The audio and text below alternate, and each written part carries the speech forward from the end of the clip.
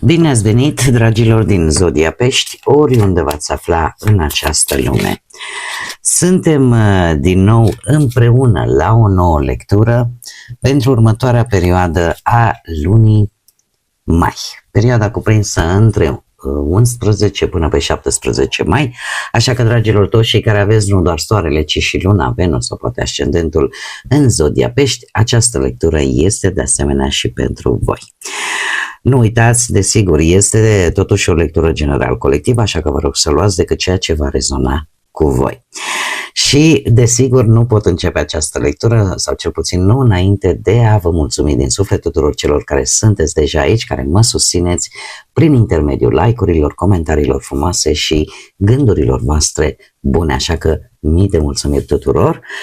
Cum de-al minter, dacă sunteți pentru prima dată aici pe canal și la sfârșitul acestei lecturi simțiți că ați rezonat sau pur și simplu v-a plăcut, nu ezitați, dragilor, abonați-vă, în așa fel nu veți pierde, în acest fel nu veți pierde niciuna din lecturile pe care eu le public aici pe canal. Desigur, nu uitați de susținere, avem nevoie cu toți și toți creatorii de conținut, avem nevoie de susținerea voastră, care poate veni sub forma like-urilor sau a hype-urilor, acest nou instrument dăruit de către YouTube pentru creatorii de conținut, pentru ca voi să-l puteți folosi și în acest fel să vă manifestați plăcerea și susținerea pentru creatorul vostru favorit. Așa că nu uitați de aceste lucruri. Desigur, cum toate sunt gratuite, unicul lucru necesar este decât dorința și plăcerea fiecăruia dintre voi. Și acum, dragii mei dragi, care este energia voastră? O energie foarte interesantă, care îmi vorbește foarte mult de un moment în care începi să culegi niște rezultate la ceva ce tu ai lucrat, ai cultivat, ai întreținut în timp. Deja parcă nu mai vorbim despre, nu știu, noi începuturi, vorbim despre maturizare, despre evaluare. Se pare că o parte dintr-un proiect, dintr-o situație, se poate finaliza. Posibil în această săptămână să aveți parte, nu știu, de emoții, de curiozități, de impulsuri și asta mai ales în felul în care voi gestionați anumite lucruri, anumite situații, anumite relații. Pe de altă parte, avem ideea asta de a spune ceea ce tu gândești. Avem aici, vorbește cu mintea ta. De a spune ceea ce gândești, un moment în care există ceva în interiorul vostru, un adevăr, care se pare că a ajuns în momentul în care chiar trebuie exprimat clar, direct, fără ocolișuri, și chiar și atunci când există, poate, nu știu, diferențe de opinie sau există niște emoții implicate, dar asta nu înseamnă neapărat că trebuie să te ceri cu lumea, ci să ai o comunicare cât mai onestă, o comunicare cât mai autentică și, pe de altă parte, poate nu neapărat față de ceilalți, ci chiar față de tine. Da? Să știi să filtrezi și să susții propriul tău adevăr. Da? Așa că această săptămână pentru voi, dragilor, vorbim de o energie de exprimare sinceră, de un dialog posibil important, dar care pe voi vă poate ajuta să vă eliberați de tot felul de gânduri pe care până acum nu le-ați rostit. Dar o veți face într-o manieră cât mai matură, cât mai înțeleaptă. Mergem mai departe și haideți să vedem ce ne spune tarotul. Ce vine pentru dragii mei din Pești în săptămâna 11-17 mai, atât pe plan profesional, financiar sau sentimental. Nu e de mirare că aveți această energie mentală. Da? Avem pe Mercur care se duce acasă la el în Gemeni. chiar pe 17 mai intră Mercur în Gemeni, în domiciliu, și asta îmbunătățește într-adevăr foarte mult comunicarea. Și așa că cei care aveți poate, nu știu, lună Venus sau poate chiar ascendentul în zodia Gemeni, cu atât mai mult. Dar haideți să revenim la cărțile noastre. Avem Luna, Forța, 3 de bâte, As de monede și aici avem surpriza. Și haideți să și clarificăm. Clarificăm Luna, te rog, pentru dragii mei din Pești. Este și arcanul vostru care vă și reprezintă. Clarificăm Forța, te rog, zodia Leu. Nici n-am mai apucat. Clarificăm Asul de monede, te rog.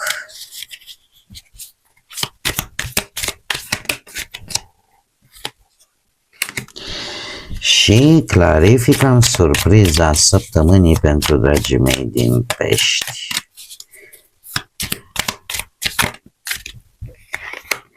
Bun. Haideți să vedem. Începem cu partea profesională. Intuitiv.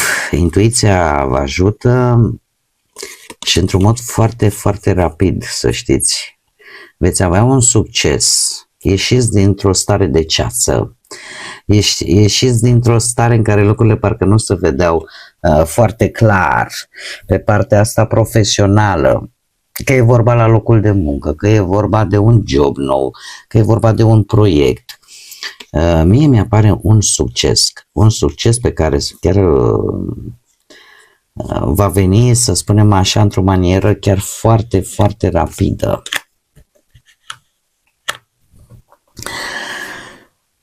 Asta îmi spune că pe partea muncii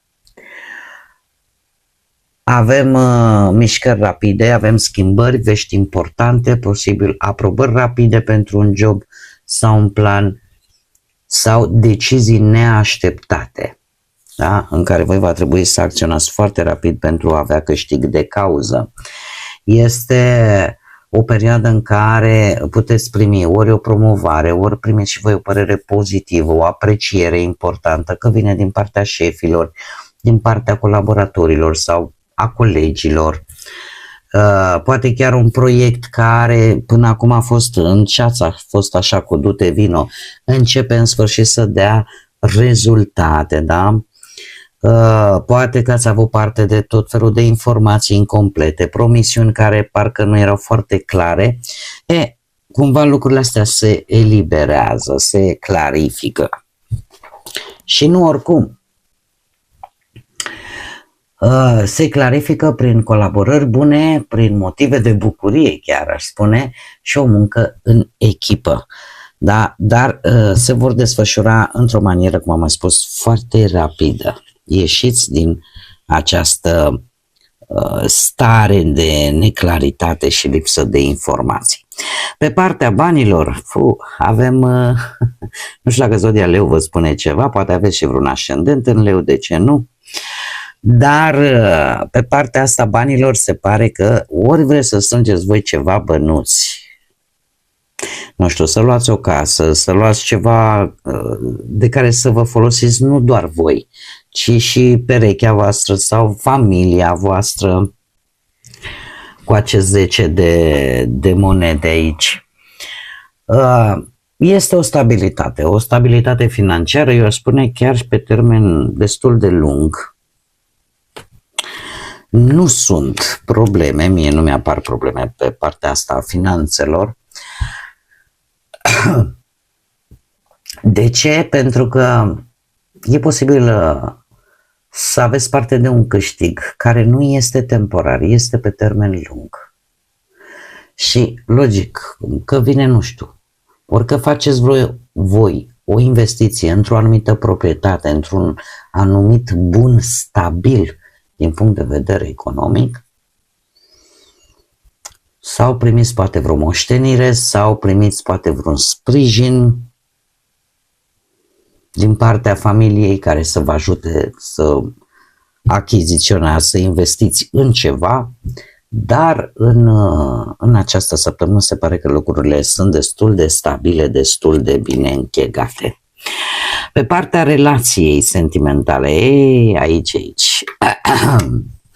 Dragilor, nu știu zodia Capricorn dacă vă spune ceva, dar avem așa, un 3 de bâte care îmi vorbește despre un avans totuși, un avans în relație. Se pare că există entuziasm, există încredere, există poate și vreun proiect în comun.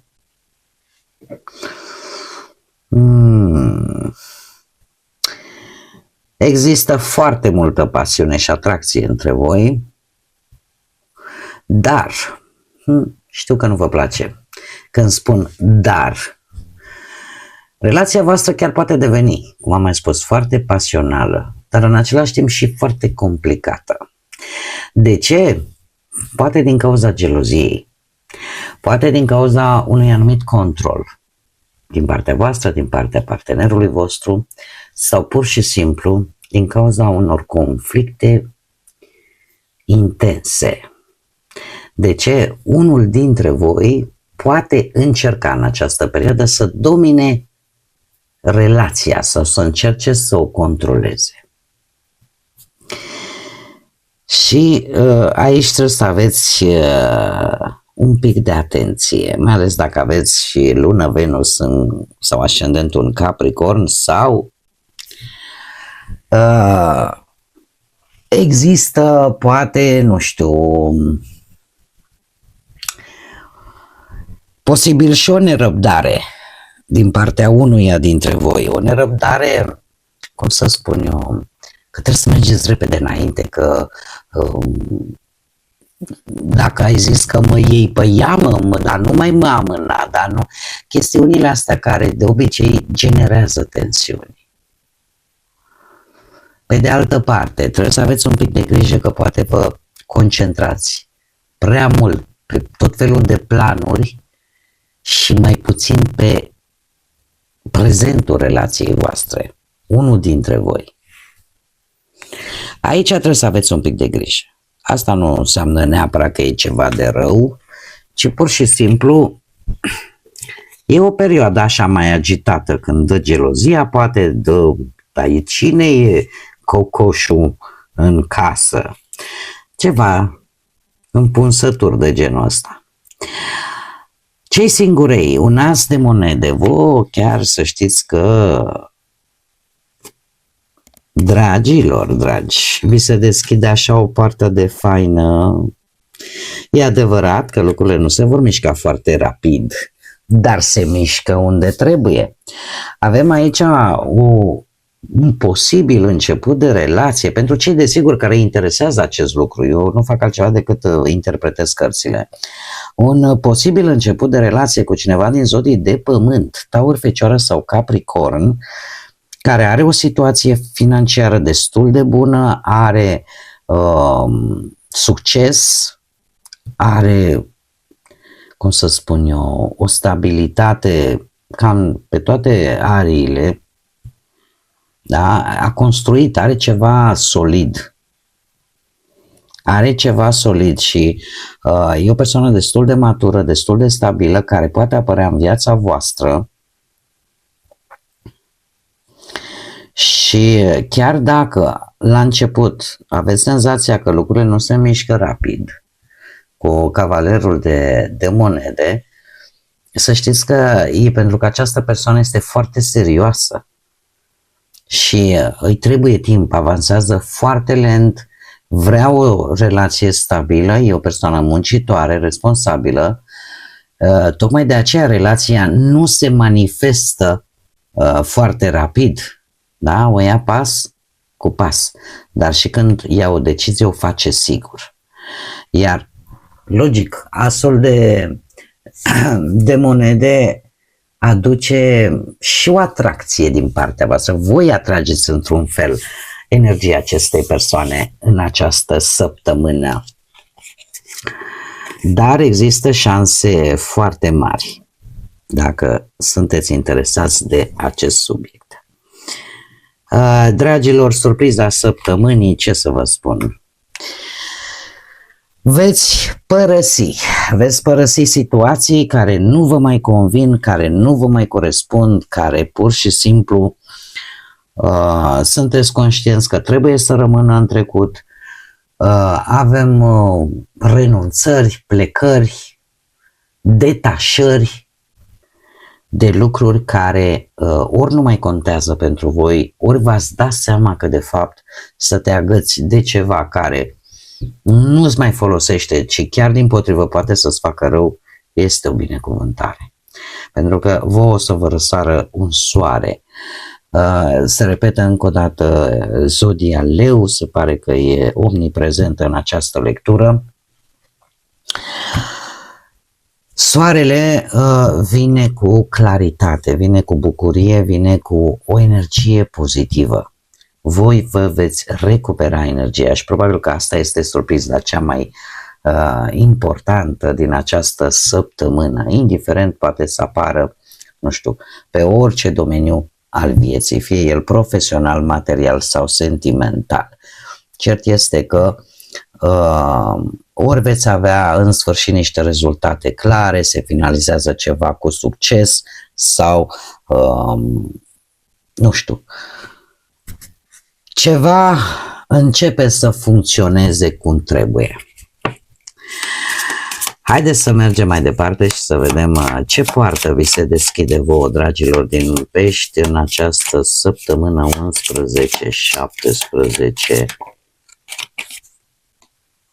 Și avem poarta schimbării, ușa schimbării, care ne vorbește de transformare, adaptare, tranziție și evoluție. Și cum să nu, că odată ce îți dai seama de anumite lucruri și le analizezi sub o formă mai matură, mai înțeleaptă și începi să spui ceea ce ții în interior, asta logică va produce transformări, va produce, așa cum bine vedem, tranziții, lași ceva în urmă și se deblochează energiile. Asta te ajută să evoluezi, să te transformi și, desigur, să treci printr-o perioadă de tranziție, cum este normal și firesc, dar pe parcurs să te și adaptezi la noile situații. Bun, dragii mei, cam acestea au fost mesajele pentru voi, pentru această nouă săptămână de mai.